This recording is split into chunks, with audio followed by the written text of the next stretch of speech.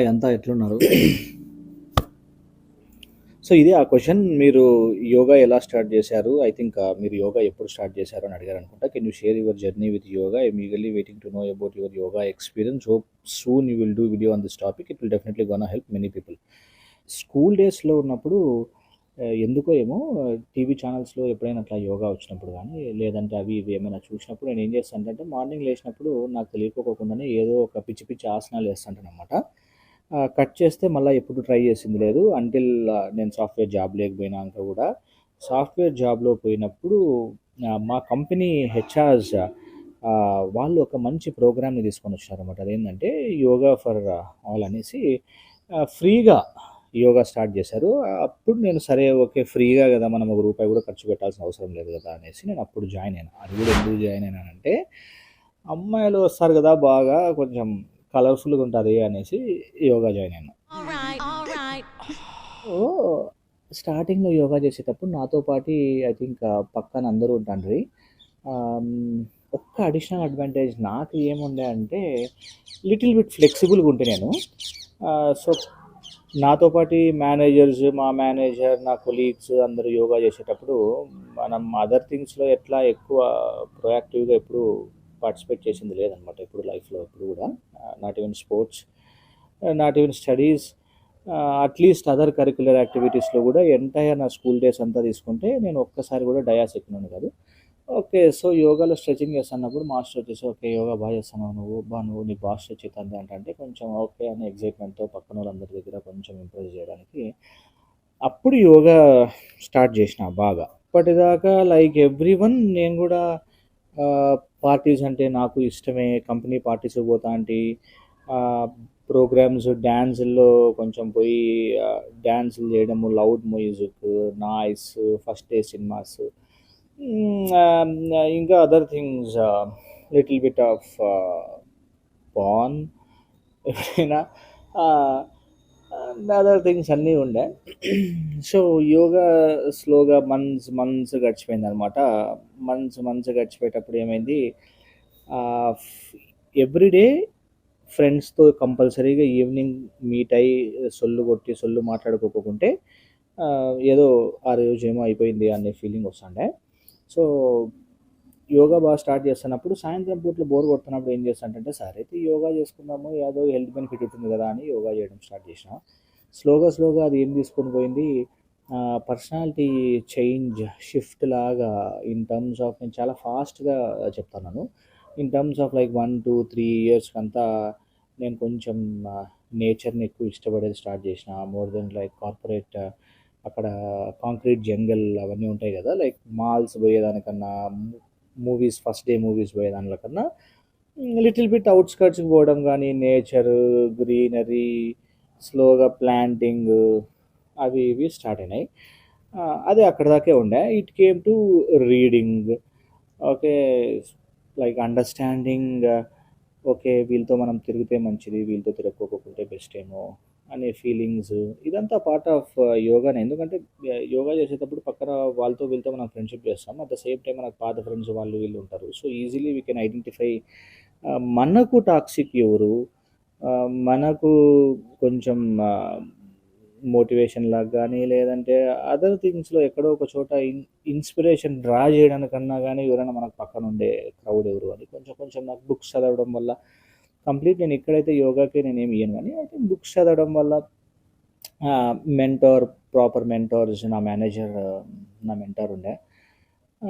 So, వాళ్ళ వల్ల little bit of understanding about life అది ఇది ఓకే. పోతాంది journey. Started to observe age అంత ఫాస్ట్‌గా అంటే ఈ ఓవర్ పీరియడ్ ఆఫ్ టైమ్‌లో నేను అబ్జర్వ్ చేసింది ఏంటంటే, ఏజ్ అంత తొందరగా రాదు అనేసి. ఐ డోంట్ నో, నా ఫ్రెండ్స్‌ని వాళ్ళని వీళ్ళని చూసినప్పుడు ఏందిరా అప్పుడే వీళ్ళకి పొట్ట, బట్ట ఆహ్, ఇవన్నీ వస్తున్నాయి. నాయలేంది అప్పుడే అంకుల్‌లాగా తయారవుతున్నారంటే నేను కూడా అంకుల్‌నే గదా! అని నాకు కొంచెం అనిపిస్తాంది. ఐ థింక్ యోగా చేయడం వల్ల ఎస్పెషల్‌గా cortisol and other dopamine and other brain chemicals ప్రాపర్‌గా రిలీజ్ కావడము, స్ట్రెస్, యాంగ్జైటీని హ్యాండిల్ చేసే కెమికల్స్ మన బాడీలో బ్రెయిన్లో రిలీజ్ కావడము. ఓకే. Anti ageing. ఇంకా అమ్మాయిలకైతే పీటీఎస్టీ, పోస్ట్ ట్రామాటిక్ స్ట్రెస్ అవన్నీ ఉండేవాళ్ళు. ఐ థింక్ నేనేమి ఇప్పుడు సైంటిఫిక్ రెఫరెన్సెస్ తీసుకొని వచ్చి ఇవ్వాల్సిన అవసరం లేదు, బికాజ్ ఇట్స్ వైడ్లీ ప్రూవెన్ అంతా. సో ఈ సార్ట్ ఆఫ్ బెనిఫిట్స్ని అన్నీ చూసుకుంటా నేను కోరిలేట్ చేసుకుంటా ఉన్నప్పుడు ఆ, పాత వీడియోస్ మీరు చూస్తే మీకు అర్థమవుతుంది. I met with an accident.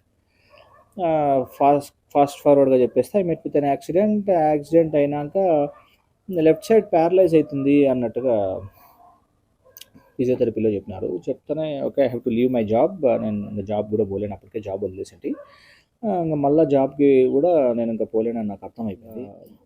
ఏమవుతుంది, స్ట్రెస్ ఎక్కువ తీసుకుంటాం మనం, యాంగ్జైటీ ఆటోమేటిక్గా వస్తుంది. సో అప్పుడు మా మాస్టర్తో మాట్లాడినా, he's my guru in yoga. ఆయన వచ్చేసి కొన్ని బాడీని హీల్ చేసుకోవాలంటే ఎట్లా మాస్టర్ అంటే కొన్ని బుక్స్ అవి ఇవి పంపించినాడు. దాంట్లో కొన్ని బ్రీతింగ్ టెక్నిక్స్ అవి ఇవి చదివినా. అవి ఇవి చదివినప్పుడు ఇన్స్పైరింగ్ అనిపించింది. At the same time Wim Hof and other, ఈ ఆండ్రూ హ్యూబర్మెన్, వీడు పెద్ద వేస్ట్ గాడు ఆండ్రూ హ్యూబర్మెన్. ఎందుకు అట్లా అంటానంటే he steals from yogic science. వాడు చెప్పే ఎక్స్టెన్సివ్ బ్రెత్ వర్క్స్ అన్నీ కూడా almost every western mostly does the same. So వీళ్ళందరూ ఓకే ఇక్కడ నుండే స్టీల్ చేస్తున్నారు కదా, ఓకే కొంచెం ఓకే. సో నాకు పర్టికులర్గా నా కేసుకి నాకు అవసరం, because I want to heal my body, కంప్లీట్గా హీల్ చేసుకోవాలా నేను. అది ఎవరైనా చూడాలనుకుంటే I think it's in my videos. మీరు వీడియో అయిపోయినాక మళ్ళీ పోయి చెక్ చేయొచ్చు. సో అప్పుడు నేను ఏం చేసినానంటే I did some like advanced breathing asanas, long period of time sadhana. Like food only like once తీసుకుంటా అంటే డేకి. ఎందుకంటే ఫుడ్ తీసుకున్నాక ఒక 2 hours మనకు కంఫర్టబుల్గా ఉండదు బ్రెత్ చేయడానికి. బిఫోర్ అట్లీస్ట్ మనం ఫుడ్ తీసుకునే బిఫోర్ ఒక 1 hour ముందరన్నా చేయాలా.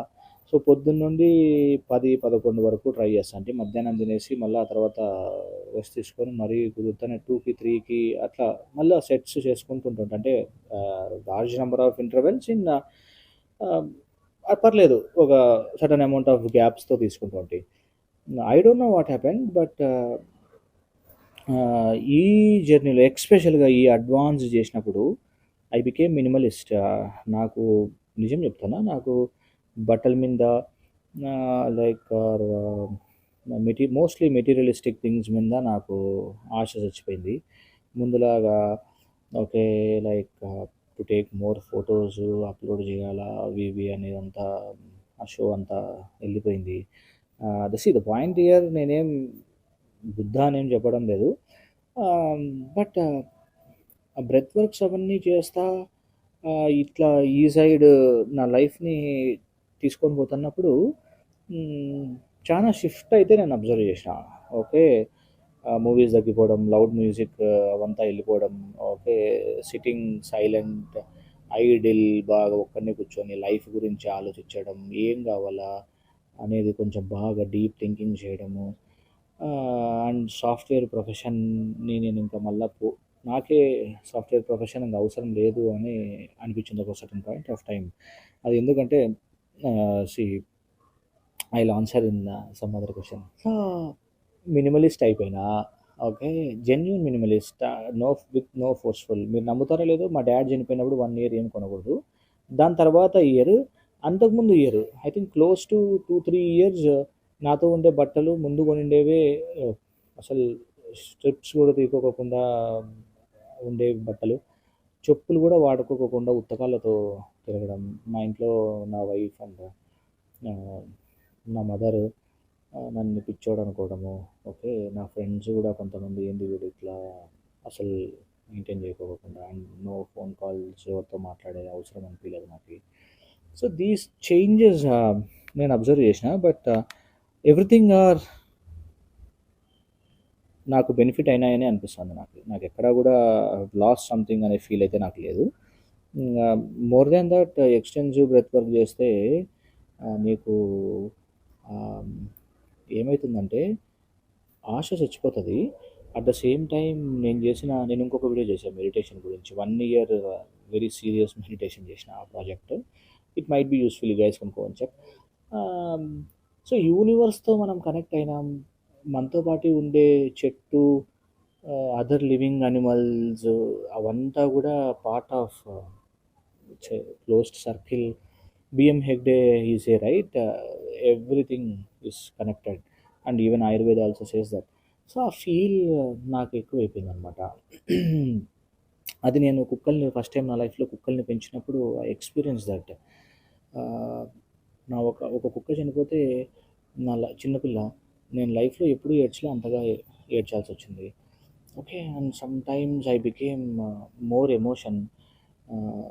నాకే అర్థం కాకుండా నేను పిచ్చో, నాకు అట్లా అప్పుడప్పుడు పిచ్చి పిచ్చిగా నవ్వుతా అంటే, అప్పుడప్పుడు పిచ్చి పిచ్చిగా ఏడుస్తా అంటే. Okay. I think this is all the part of, I think నేను ఆ వీడియోస్ని ప్లే చేస్తాను, ఎందుకంటే now that I don't care what people will think, I don't even worry, అంతా పట్టించుకోను కాబట్టి పర్లేదు, ఇప్పుడు నేను షేర్ చేస్తాను అవి.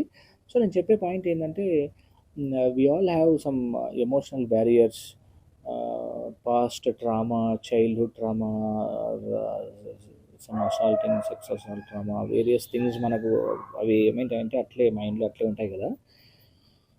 యోగా అండ్ మెడిటేషన్ చేయడం వల్ల ఏమవుతుందంటే అవన్నీ రిలీజ్ అయిపోతాయి.